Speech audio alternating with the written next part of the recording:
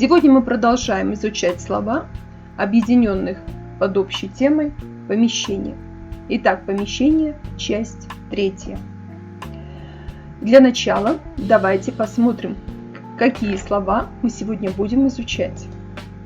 Дükkan – магазин, сарай – дворец, бекет – вокзал, аялдама – остановка, шаш – волосы, шаштараз – парикмахерская, таразы – весы, монша – баня, ауезжай – аэропорт, ауе – воздух, жай – место, просто, муражай – музей, мура – наследие, саяжай – дача, сая – прохлада.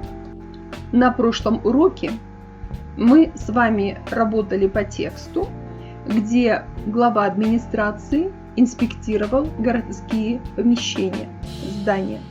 Давайте продолжим. Глава города удивился увиденному в детском саду и пошел дальше. Вдруг его внимание привлек странный звук. Дюк, дюк. Он обернулся. Разноцветный индюк сел на вывеску магазина и клювом бил по табличке. Что у нас выделено? В слове индюк – дюк, в слове сел – буква Е, и в предлоге на выделена буква Н и выделен магазин. Дюкен – магазин. В словаре у нас дюкен – магазин. Попробуем запомнить, да? Индюк сел на вывеску магазина. Вот магазин, как он будет? Дюкен. Повторяем. Правильно. Дюкен – магазин. Даже если в сарай поставить трон, то дворец не получится. Что выделено? Выделено сарай и выделен дворец. Представляем, да? Такой сарай, где лежат всевозможные садовые инструменты, либо там скот находится. Ну, это совсем не дворец, даже если там поставить трон. Выделено сарай, выделен дворец. В словаре у нас сарай, дворец. Вот такой замечательный дворец. На казахском он будет звучать как сарай. По улице с криком «Шашки!» тащили разбойников в парикмахерскую, чтобы их побрили, подстригли и превратили в супергероев. Выделено шаш в слове шашки, тащили, в слове тащили там и разбойников раз, а также выделено парикмахерскую шаштараз. Шаштараз – парикмахерская. Ну, чаще всего, конечно, разбойники обросшие, небритые, такие неопрятные люди. Поэтому шашки их тащили в парикмахерскую. Теперь давайте разбирать слово шаштараз. Очень интересное. Из чего состоит шаштараз? Что делают в парикмахерской? В парикмахерской стригут волосы. Шаш. Шаш – волосы. Шаштараз, то есть это что-то связанное с волосами. Парикмахерская. Шаш – волосы. И в словарике у нас шаш – волосы. Парикмахерская. Корень слова парик. Чтобы сделать парик, нужно определенное количество волос, из которых в парикмахерской сделают парик. Мы уже увидели, что шаштараз состоит из слова шаш – волосы и состоит из слова тараз.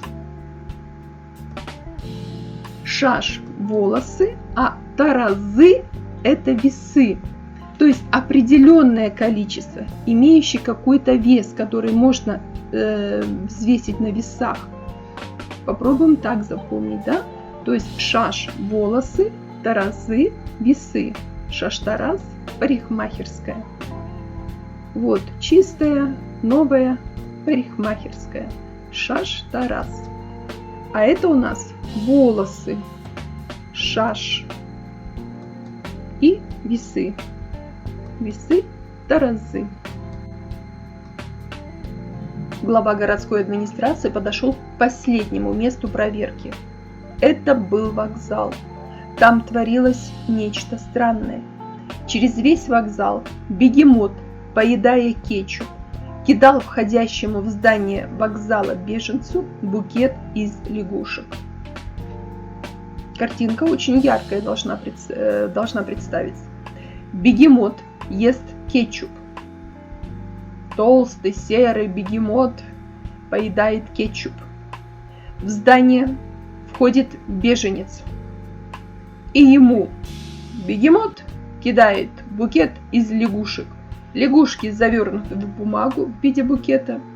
И бегемот кидает его беженцу. Представили эту картинку. Теперь смотрим, что выделено. В слове бегемот – бе, в слове кетчуп – кет. В слове беженцу – бе, в слове букет – кет.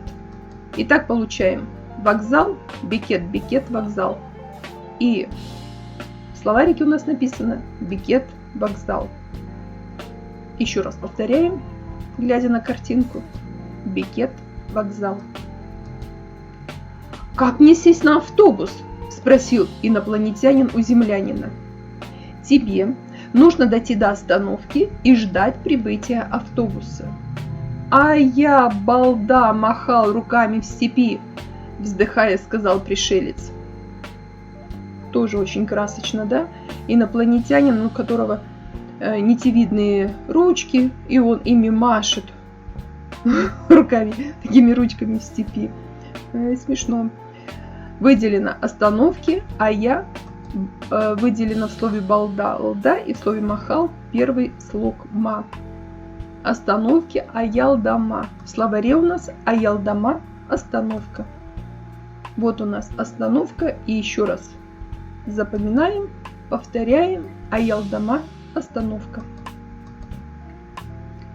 Бери мочалку, полотенце, шампунь и пойдем в баню. Выделено мо – мочалка, н – полотенце, ша – шампунь. Это все то, что нужно для бани. Мон-ша – баня. В словарике мон-ша – баня. И еще раз, глядя на картинку, повторяем. Мон-ша – баня. Я вчера ходил в музей. Там одна мура выставлена. Не мура, а наследие. Та же самая игра слов, что и сарай, дворец. То есть на казахском сарай переводится как, вернее, дворец на казахский переводится как сарай. На русском языке сарай означает хозяйственное помещение. И в переводе на казахский язык наследие будет мура. В русском языке мура – это что-то ненужное. Мура – наследие. Вот в музее стоят артефакты. Это наследие. Мура. Теперь к слову мура, если мы добавим слово жай, то получим слово муражай. Музей. Жай переводится как место. Просто, поскольку мы учим помещение, то все слова у нас каким-то образом связаны с помещением, с местом. Поэтому жай это проще, наверное, будет запомнить нам как место. Место, где много наследия, это муражай, музей.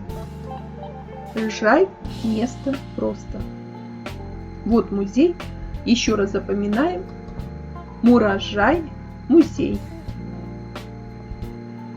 Существует еще одна подсказка, что в казахском языке много слов, которые заканчиваются на жай. Слово жай обозначает место, Однако при этом не следует использовать прямой перевод. Давайте разберем на примере.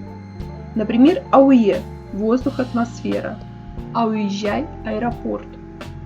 Если жай – это место, ауе – это воздух, значит это место, где каким-то образом используется воздух, либо это место связано с воздухом. И действительно в аэропорту присутствуют самолеты, которые летают по воздуху. И у нас нет прямого перевода. Дальше. Сая – прохлада, саяжай – дача. Жай – место, значит, это место, где много прохлады. Прямого перевода нет, но это дача. И мура – наследие, муражай – музей. То есть музей, музей – это место, где много наследия. Муражай – музей. А уезжай в аэропорт, если ты прилетел, чтобы со мной ссориться. Выделено ауе, жай, аэропорт. То есть ауезжай, аэропорт. Ну, мне кажется, это очень легко запомнить, потому что все иностранцы любят шутить. Только ленивый не пошутил на эту тему, что прилетая в аэропорт Казахстана, его встречает табличка «А уезжай». И он не знает, то ли ему разворачиваться и улетать обратно, уезжать, то ли это так приветствуют. Теперь в слове «а уезжай» уберем слово «жай». Здесь мы будем учить слова в обратную сторону. И получаем ауе. Ауе – воздух, атмосфера. То есть место, где много воздуха. А уезжай – аэропорт. Запомнили. На даче сажаю я много деревьев, чтобы было много прохлады. Выделено са, я, прохлада. Сая, прохлады. Теперь добавим к сая слово жай, и получается саяжай. Саяжай, дача. Вот у нас дача, где, видимо, прохладно, в жару. Саяжай, дача. Ну а теперь давайте повторим выученные слова. Дукен – магазин. Помним, да? Индюк сел на вывеску магазин. Аялдама – остановка. А я, балда, махал руками в степи, сказал инопланетянин. Бикет – остановка. Бегемот поедает кетчуп, беженец ловит букет. Монша – баня. Для бани нам что нужно? Мочалка, полотенце, шампунь. Шаштараз – парикмахерская. Помним, да? Шашки тащат разбойников в парикмахерскую, чтобы их побрить и подстричь. Шаш – волос. Таразы – весы. Эти два слова, шаш и таразы, у нас образуются от слова шаштараз – парикмахерская. Сарай – дворец. Такие вот слова противоположные. Сколько в сарай не ставь трон, дворцом он не станет. А уезжай – аэропорт. А уезжай ты обратно, да? Если хочешь. Ауе – воздух. Жай – просто место. То есть аэропорт – это место, каким-то образом связанное с воздухом. А уезжай. Муражай – музей. Мура – наследие. Тоже слова противоположные. Мура – это не мура, это наследие.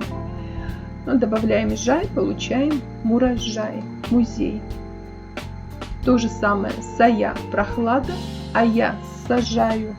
Сажаю я деревья на даче, чтобы было прохладно. И саяжай – дача. Добавляем жай. На этом наш урок закончен.